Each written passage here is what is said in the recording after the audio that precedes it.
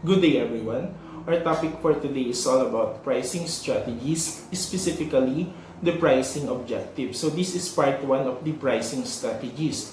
After studying this chapter or this tutorial, because this is just part 1, you should be able to identify and distinguish different pricing strategies. So as you know, price is the only element in the marketing mix that produces revenue because all others elements produce costs and represent costs. So speaking broadly, the price is the sum of all the values that a customer gives up to gain the benefits of having or using the product or availing the service. So thus, customers exchange a certain value for having or using that product, and that value is the price. So price is a major factor affecting buyers' choices. It is the money, good or service in exchange for the ownership of the product or service. Pricing, on the other hand, are activities involved in the determination of the price at which the products that will be offered for sale, considering the various objectives of the firm. So it is the process whereby a business sets the price at which it will sell its goods and services. And of course, it is a major part of the marketing or business plan. So again, we are going to focus on pricing objectives, and as you can see here on our board, we have 7 pricing objectives. The objectives are the goals that guide the organization in setting the price of a product or a service to existing and even to their potential customers. So it should reflect the company's marketing, financial, strategic, and product goals, as well as consumer pricing expectations. So even expectation of the consumers and the levels of available stock and production sources. So pricing objectives are selected with business or even financial goals in mind. So we are going to begin with profit-oriented strategies. So simple, it calls for profit generations. This objective is aimed at making as much money as possible. So it is aimed at making as much money as possible, or the business wants to maximize the price for long-term productivity. So it guarantees that the company will make money on each sale. So it is profit-oriented, that it is about money. So this may either be letter A, to achieve the target return on investment or on net sales. So return on investment, you should know this by now, it is a performance factor or measure that is used to evaluate the efficiency of investment or the profitability of gaining a return from an investment. So usually we are using target return pricing model when we want to achieve the target return on investment. It prices products based on what the investors or the owners of the organization want to make from the capital investment. Aside from the return on investment targeting, we also use profit-oriented objectives to achieve the target net sales or the sales target. So it is a goal set for a sales department or the organization in general, measured in revenue or units sold for a specific time. For example, 100,000 sale in 1 month or 1 year. So specific units sold and specific time.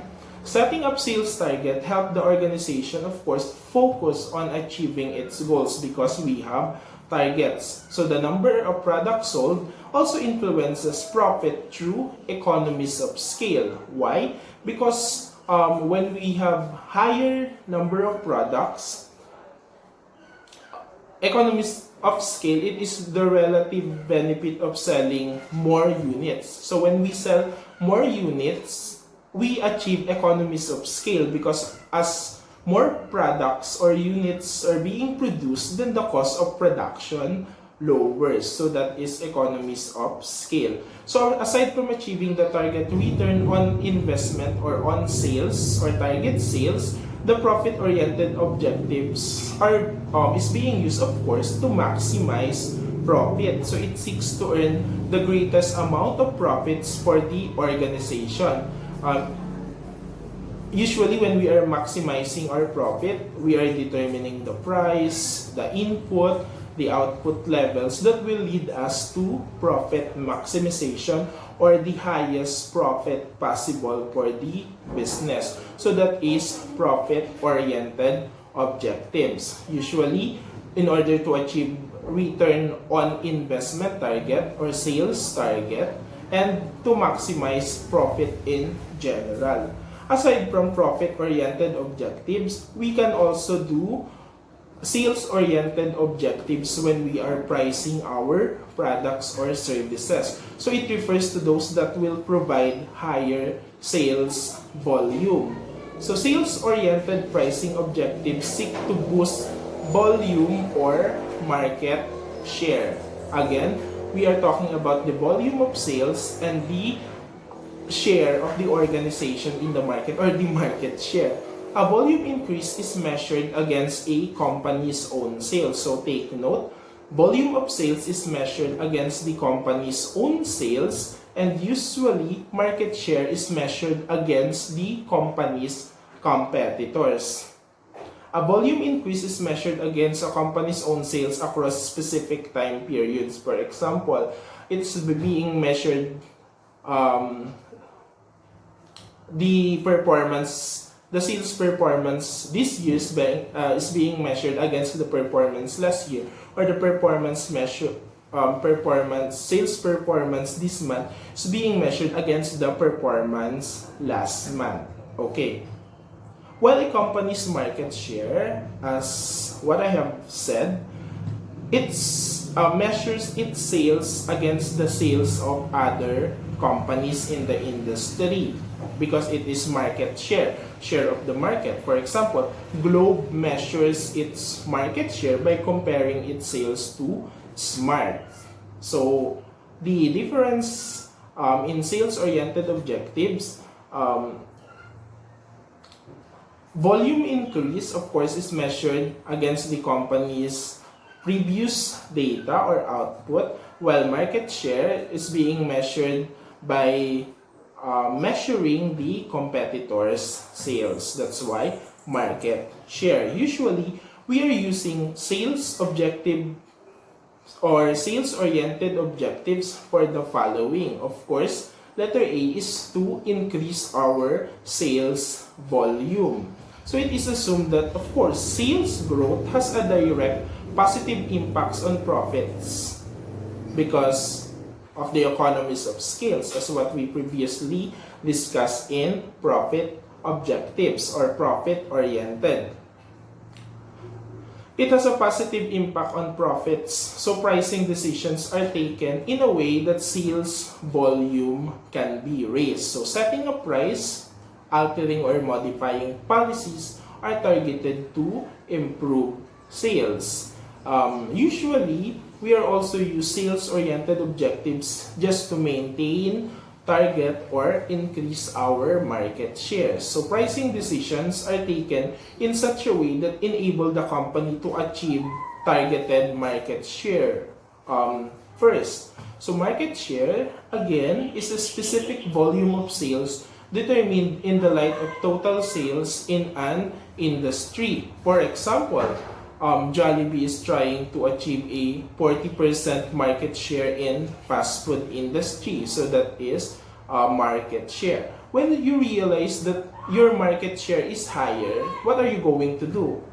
Of course, you will set pricing strategies that will maintain the market share. But when the market share is lower than you expected, then it can be raised by appropriate pricing. So again, sales-oriented objectives, it can be used to maintain if these sales performance or the organization's performance in general is good or doing good.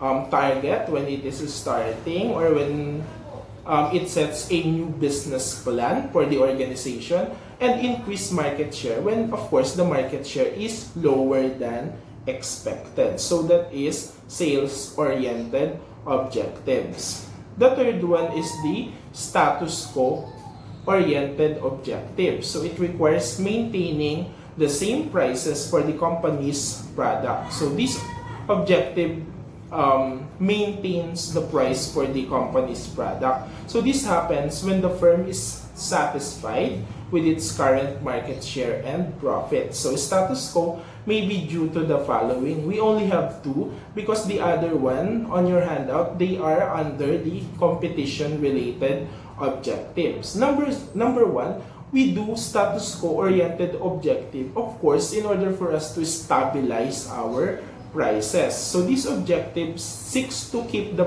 product prices in line with the same or usually similar products offered by the competition to maintain a stable level of profit generated from a particular product.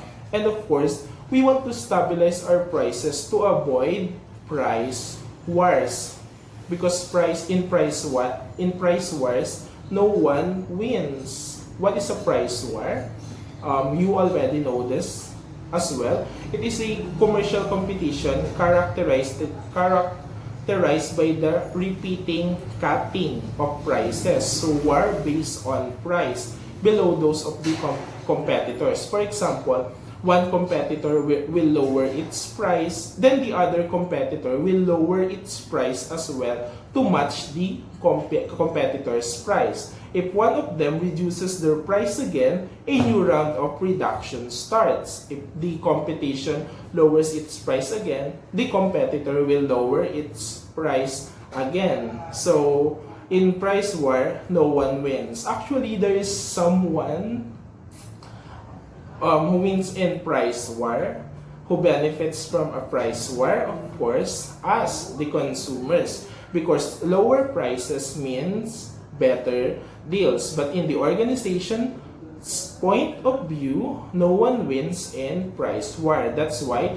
they are avoiding price wars, so they try to stabilize their prices. So it is a tactical goal that encourages competition on factors price war. They are encouraging themselves on factors other than price. The competitors usually discouraging price wars, and they are encouraging themselves to compete not against price. So they stabilize prices and focus on maintaining market share. So stability in price also, of course, when the price is stable, when it is not moving upward, downward, when it is not rising or falling, it makes a good impression on buyers. Why? Because frequent changes in pricing can adversely affect the prestige of the company. Because what are you trying to do when you are always changing your price? Then it may affect your consumers or buyers because they might be confused. In price war, there is also predatory pricing. Predatory pricing, on the other hand, it is illegal. It is an illegal act of setting prices low, very low, in an attempt to eliminate competition in general. You will eliminate all of your competitions because you set your prices very low. That is predatory pricing. It is illegal because it makes market vulnerable to monopoly. Of course, you know monopoly, when there is only one seller controlling the market. That's why we stabilize our prices. Another reason of doing status quo-oriented objective, of course, we want to signal quality. So buyers believe that a high price usually is related to high quality as well, in order to create a positive image on customers' mind that the product is superior than those of the competitors. So those are the two reasons for status quo-oriented objectives. Either the organization wants to stabilize their price or to signal quality of their products to the buyers. Next is competition-related objectives. So every company tries to react to their competitors with appropriate strategies, usually either to meet the competition or to avoid the competition. First, meeting the competition. So companies set and modify their pricing policy so as to respond to the competitors. So price wars is related in meeting the competition. It is actually not related to stabilizing price, but we stabilize price because we want to avoid price wars. So many companies use price as a powerful tool to react to the level and strength of the competition. So meeting competition, for example, Philippine Airlines lowers its domestic flight fare ranges. So what will Cebu Pacific do? It will respond by lowering the price as well. So that is meeting competition, and usually we use price when we are meeting competition in a competition related objective. Aside from meeting competition, we can also use price to avoid competition. So this is the predatory pricing, but again, predatory pricing is illegal. So in order to avoid competition and to prevent the entry of competitors, it can be a pricing objective. So to achieve this objective, a company usually keeps its price low as possible to minimize profit attractiveness of products. Because when the profit is not attractive to other businesses, then they will not enter that particular market. So in some cases, a company reacts offensively to prevent entry of competition by selling products even at loss, even if they are not earning profit. But when it is too obvious, then it can be considered as a predatory pricing. And again, predatory pricing is illegal. But when you are just avoiding competition, it could be legal. So number 5, aside from profit-oriented, sales-oriented, status quo, and to meet and avoid competition, we can also set price in order for us to gain customers. Because customer satisfaction in marketing is very important. So customer should be central when making business, marketing, or organization's decisions. So in order for the organization or company to keep the customers on their side, a company needs suitable pricing policies and practices and objectives to win the confidence of customers. Usually that the price of the product is fair, based on quality, based on their satisfaction, and that they are not being cheated when organizations price their products. So increasing customer satisfaction again is a must in marketing and should be the prime objective of planning, marketing, and pricing. And of course, pricing is no exception because pricing is still related in marketing. The sixth objectives, usually when we are setting price, is when we control demand and supply. When we control demand and supply. Of course, it is pricing in relation to demand and supply. And of course, you should already know this because you have studied this in your economic subject. So in a market economy, the price of a good is determined by the interaction of the demand and supply. So the demand is relationship between price and the quantity demanded, again in a given time period, ceteris paribus. What is quantity demanded? The amount that the consumers plan to buy in a given period of time at a particular price. So the quantity demanded is measured as an amount per unit of time. For example, 1 cup of coffee a day, 7 cups of coffee a week. So that is quantity demanded. Usually, willingness to pay is also associated with the demand and the pricing factors. So it tells the highest price because willingness to pay. We are willing to pay. that will be paid for the last unit available. So usually if a large quantity is available, the price is low. And if a small quantity is available, the price is high. You should already know that. So how can price determine demand? So here are the determinants of demand in relation to price. Letter A is the prices of related goods and services.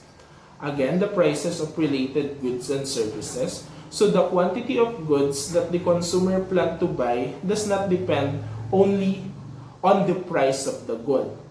The quantity of good that you plan to buy as a consumer does not depend only on the price of the good that you want to buy. It also depends on the price of related goods. So we have two, the substitute goods and the complementary goods. The substitute goods, goods that can substitute the product. So an increase in the price of one results in an increase in the demand for the substitute good. Again, in an increase in the price of the product will result in an increase in the demand for the substitute goods. So again, substitute goods, they are goods that can be used in place of another good. For example, bus ride.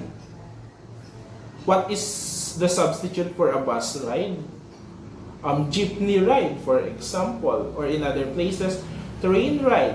So an increase in the price of the service or a good, an increase in the price of a bus ride will have an increase in the demand for the jeepney ride or the train ride in other places. What can be substituted for a hamburger? Maybe a hot dog bun.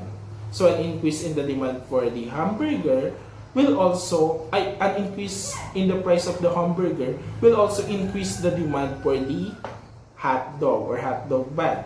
An increase in the price of an orange, it can be substituted for an apple, for example, if it's just a fruit consumption. So an increase in the price of an orange will have also increase the demand for an apple. So that is substitute product.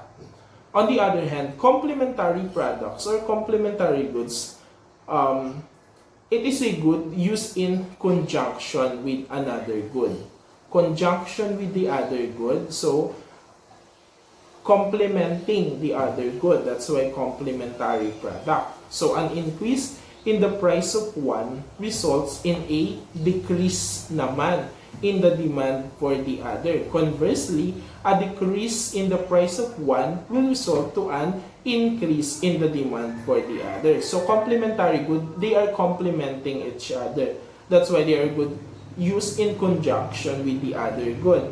For example, spaghetti and spaghetti sauce. So let's try. So an increase in the price of spaghetti will have or will result to a decrease in the demand for this spaghetti sauce. Why?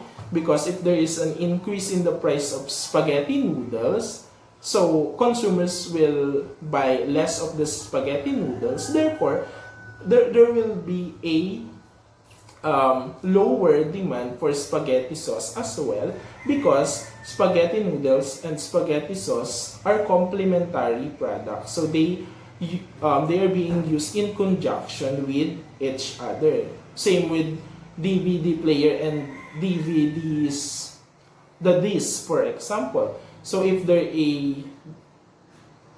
but it is not actually very significant today, because DVDs and DVD players are near obsolete or obsolete. Okay, let's say shoes and socks. So if there is a decrease in the price of shoes, then there will be an increase in the demand for socks. Again, if there is a decrease in the price of shoes, of course, more consumers will buy more shoes. Therefore, there will be an increase in the demand for socks because there are more shoes. Consumers will need more socks. Is that clear? Okay, basta complementary goods, they are goods used in conjunction with another goods. So the products are complementing each other. Next, in the determinants of demand in relation to price, of course, the expectations of future prices and income. So a higher expected future price will increase current demand. Conversely, a lower expected future price will decrease current demand. For example, if the price of a good is expected to rise in the future, you will buy more of that good in the present. It makes sense to buy more of that goods today and less in the future when the price is higher or vice versa. For example, the price of gasoline will rise tomorrow. You will buy gasoline today because the price will increase tomorrow. Conversely, if the price of gasoline will decrease tomorrow, you will not buy gasoline today and maybe you will wait tomorrow to buy gasoline because the price is lower. So that is expectation of future prices and income.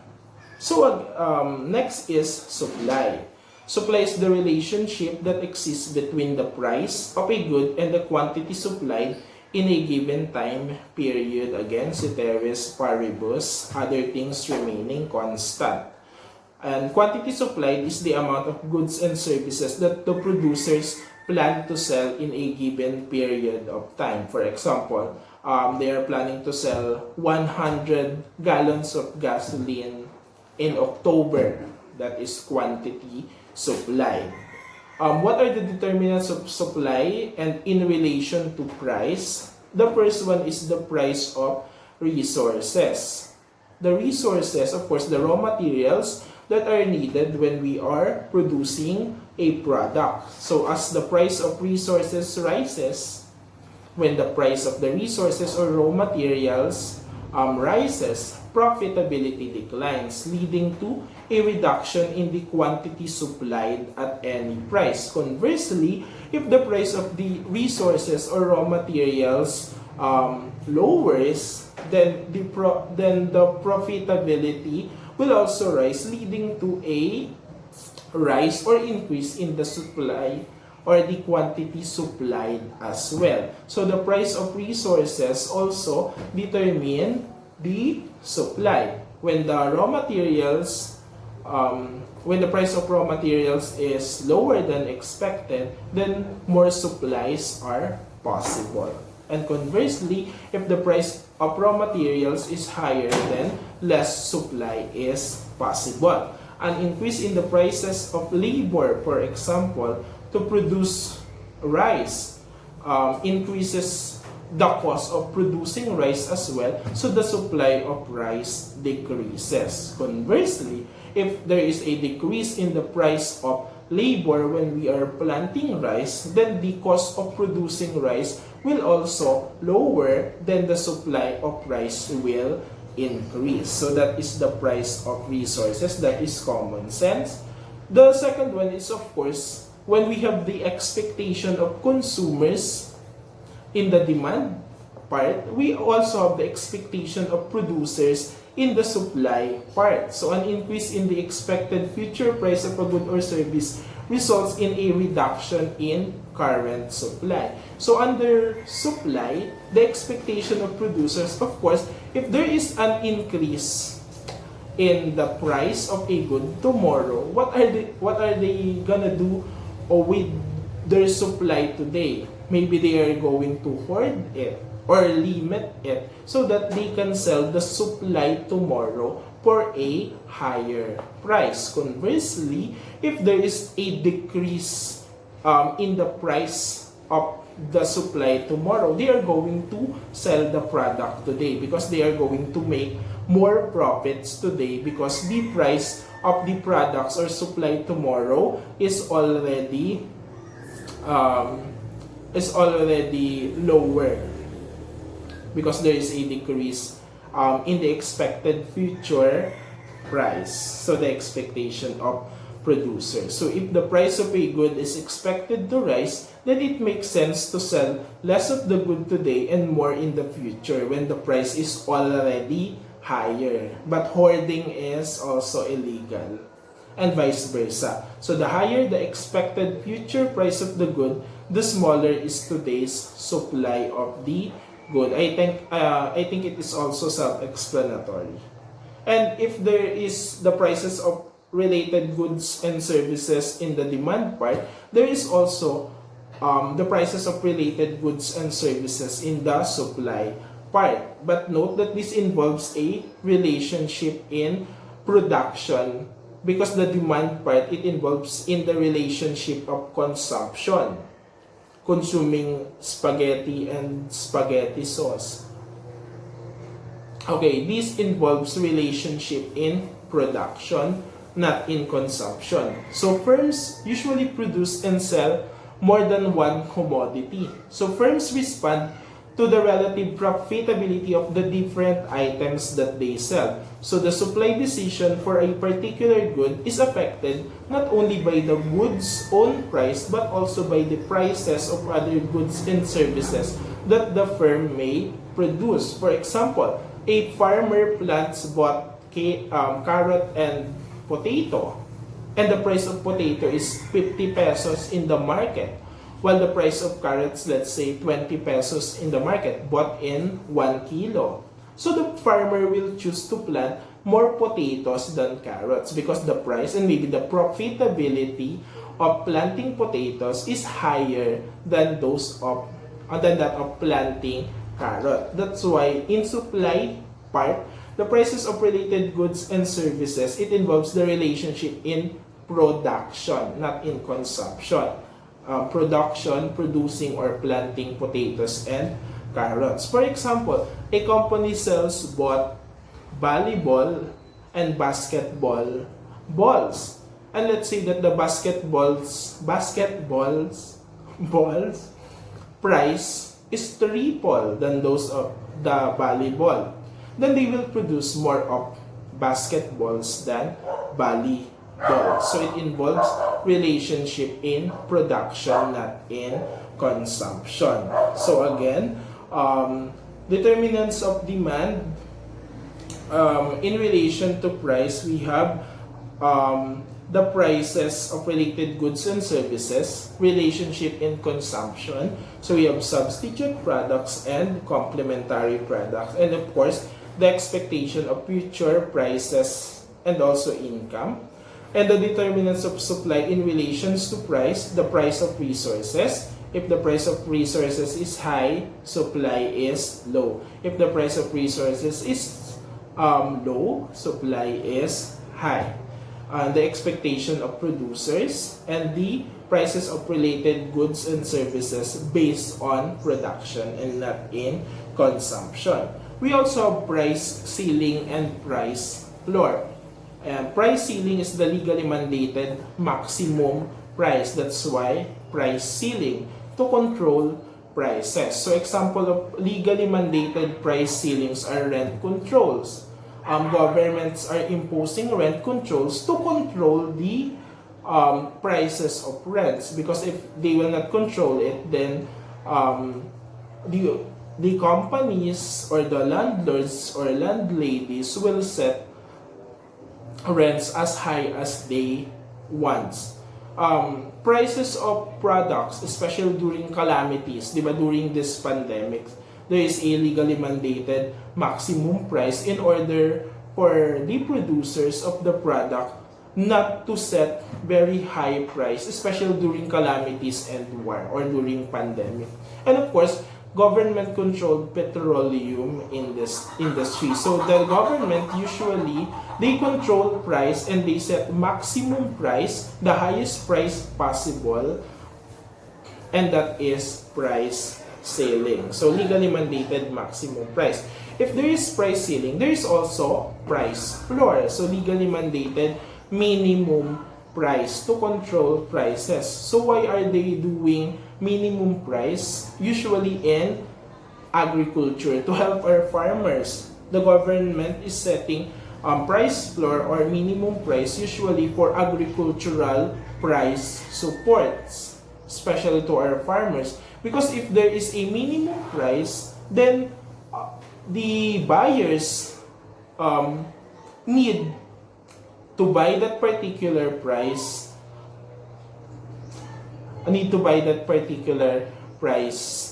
from the farmer's production, for example. Because if there's no price floor, then the buyers of the farming or agricultural products can buy the crops and the agricultural products very low. That's why the government is setting mandated minimum price. And the most popular price floor usually is the minimum wage law. So the government is imposing a minimum wage law to protect the workers, so that the employers cannot offer salaries or wages lower than the minimum wage law. So that's why price floor, legally mandated minimum price, usually to protect farmers in agriculture industry, so that buyers of the crops will not buy the farmers' crops very low. And of course, to protect employers in discrimination and salary abuse, in order for them to have their wages or salaries in the legally mandated minimum price. Because if there is no minimum price, then the employers can offer salaries and wages in a very low price, or salaries or wages, or in a very low manner. So that is pricing in order to control demand and supply. And the last one is pricing based on survival. The objective is just for the organization to survive. And it is usually the most fundamental of all pricing objectives, because pricing is aimed at survival with a hope for growth in the future. So sometimes organization use pricing just for survival, just for their survival. And if they survive, then they will return to maybe to stabilize their prices or use the other pricing objectives above. Okay, so again, to sum up, we have 7 pricing objectives. The first one is for profit. Profit objectives for profit maximization in order to get the target return of investment or the target sales. The second one is sales objective or sales-oriented objectives, usually to increase sales volume or to maintain target and increase the share in the market. The third one is the status quo, usually in order to stabilize price and to signal quality of products to the consumers. The competition-related objectives in order to meet the competition or avoid the competition. We also have the customer-related objectives, because again, customer satisfaction is the most important reason why marketing is existing. Controlling demand and supply objectives, because there are various determinants of demand in relation to price, and usually the company is using price just for survival. So that is our lesson for today. It is the first part of pricing strategies. Next time, we are going to discuss pricing procedure and the new pricing strategies, the market skimming, market penetration, and the sliding pricing. So thank you. Have a good day.